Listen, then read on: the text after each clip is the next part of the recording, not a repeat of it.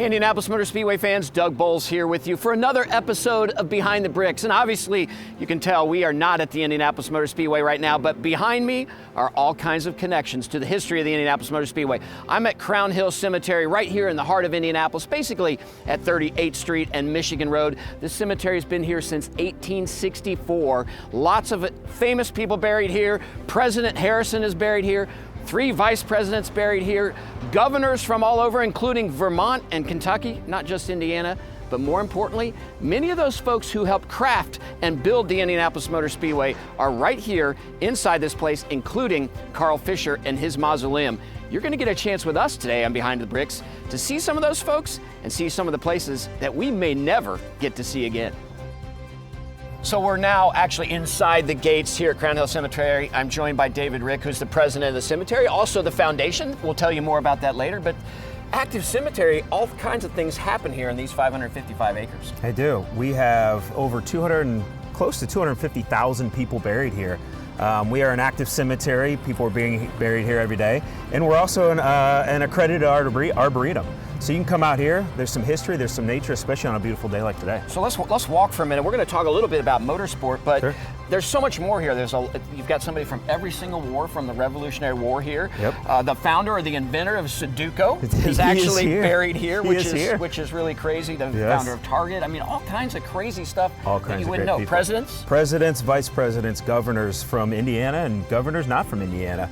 The founder of Target, like we mentioned. I mean, there's just so many people, and obviously the names that Indianapolis is famous for, right? The Eli Lilly, and you drive down 37 and you see Benford Avenue, all these Indianapolis names, and so many great stories from the city, the state, and even our country are right here. Public enemy number 1. Yes, sir. Public enemy number 1 is right down the street from us. So it's pretty cool, but what's really cool, so even race fans can come out here because there's so many dozens of starters in the Indy 500, but tons of people who have a connection to the Speedway, Absolutely. To early automotive history, that raced at the Speedway, and that's why we're here today. That's why we're here. So we're going to take you around and show you a few spots.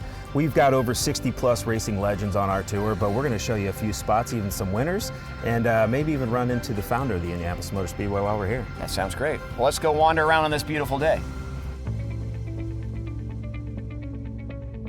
So no tour of this cemetery is a tour without starting with the builders of the first winning car at the Indianapolis 500, the Maron. So the Maron family is here, the Marmon Wasp, Howard Maron is here. And David, I noticed there's a little plaque on here, it says number 9 and Maron, the flags. Yep. You guys have a way for fans just to come out and they can give a tour themselves and hear a lot of information here. They absolutely can. Back in 2019, we did this medallion project. We started this medallion project and we marked all of our racing legends with a medallion by at their gravesite. We have actually an app you can use. You can go online, and it's a self-guided tour, and it's actually voiced by a lot of the voices that you probably have heard of, and Bob Jenkins and Donald Davidson, Laura Steele, Jake Query. They all lended their voice to this tour. So you go around, you learn about these racing legends, you find their markers, you listen a little bit about them, and you go find the next one. So you can start right here at the Maron family's area, or maybe at number 1, wherever that is, but we may find out. But that's how it works here. Right here, we're in the middle of the cemetery, right here with Howard Maron, the Maron family, the winners and builders of the first car to win the Indianapolis 500, the Maron Wasp. So it's not just the yard of bricks at the Indianapolis Motor Speedway. There is a final finish line right here in Crown Hill Cemetery, and it's really part of a longer-term project to celebrate those men and women who are buried here, who have helped us build the Indy 500 and the Speedway into what it is today. David, talk a little bit about the projects that have led to this final finish line. Sure, yeah. This was a project we did with the Indiana Racing Memorial Association. The idea came in 2016, and in 2017, we had the sign installed that just denotes the fact that there are so many racing legends here. 2018, we laid our final finish line here. I believe you were part of that as well. And then in 2019, the medallions that we saw, like the one by Maron, we launched that project. And then in 2022, we released the self-guided tour that is voiced by so many of those that we know from the Speedway today. So the bricks right here include the names of the 4 founders of the Indianapolis Motor Speedway. They didn't know that 108 runnings coming up, they'd be still having an Indianapolis 500. It's pretty neat. Those are original bricks throughout here, and they've been brought over here for this final finish line. Yep. When we think about names of famous people at the Indianapolis Motor Speedway, the first that come to mind, A.J. Foyt, Al Unser Sr., Rick Mears, and now Elio Castroneves. But let's broaden that out a little bit. There's Michael Schumacher, there's Jeff Gordon, there's Jimmy Johnson. Famous names, but one name stands above all those in terms of wins at the Indianapolis Motor Speedway and starts. Johnny Aken started 41 races at the Indianapolis Motor Speedway. He won 15 of them. He led the first lap of the first Indianapolis 500 in 1911, sat on the pole in 1916, was a relief driver twice. Pretty amazing. Yes. But his counterpart, Cannonball Baker's here too. Cannonball Baker is here as well, yeah. And in fact, Cannonball Baker won the first ever race at the Indianapolis Motor Speedway. Wasn't an automobile race, wasn't an Indy 500, but he won that first race at the Motor Speedway. Motorcycle race in August of 1909. So those are two of the famous people, both buried here, but other drivers are here as well. Oh, sure. I mean, a lot of people know the Hurtubise family, right? Yes. And Bettenhausen is another great name here. So, yeah, there's all sorts of connections here at Crown Hill to the Motor Speedway. And certainly Carl Fisher, but all four of the founders are here. All four of the founders are here, Fisher, Newby, Allison, and Wheeler. They all are here, not right by Fisher, but they are right down the road from them. You can visit them all when you're here. So there it is, the most winningest driver at the Indianapolis Motor Speedway. 41 starts, 15 wins, Johnny Aken right here. While he didn't ever compete at the Indianapolis Motor Speedway or in the Indy 500 as a driver, Charlie Wiggins was one of those pioneers in our sport. He was an African-American race car driver known for his mechanical skills. He helped work on cars at the Indianapolis Motor Speedway. He was a multi-time winner of the Golden Glory Sweepstakes, a 100-mile race that took place at the Indiana State Fairgrounds and was considered one of the toughest races that drivers could do back in the day. So there are three winners that are buried here at Crown Hill Cemetery in Indianapolis. 1919 winner Howdy Wilcox is buried right here. We're standing right next to his tombstone. You can also see Louis Schneider, 1931 winner, and our co-winner from 1941, Floyd Davis, who won along with Murray Rose, who was one of our three-time winners. All three are here. Yeah. So David, you have any favorite stories? You're a history buff. Any fun stories about Howdy Wilcox? Well, you know what's great is that all three of our winners here have some interesting stories, right? So Howdy Wilcox, he was the first American to win it since 1912 when he won. And something came over the band that was there that day, and they started playing Back Home Again in Indiana. And turns out they started one of the best traditions that we have out at the Indianapolis Motor Speedway. Yeah, absolutely, for sure. We love Back Home Again in Indiana, and the Little 500 gets started later on by his son. So yeah. There's a lot of connections there. So any Louis Schneider stories you have? Yeah, so Louis Schneider, not only did he win the race, he actually has the worst finish in the Indianapolis 500 history, and it wasn't 33rd, it was actually 42nd in 1933. Back in the day when they had more than 33 cars, That's right. It's kind of crazy. And then of course Floyd Davis, who, you know, Murray Rose wins 3 Indy 500s, so he gets a lot of credit. He does. Folks oftentimes forget that Floyd Davis was a co-driver in that win in 1941. Yeah, so Floyd Davis is kind of the asterisk in the winners of the Indianapolis 500, right? So Floyd Davis was taken out of the car in lap 72, I believe.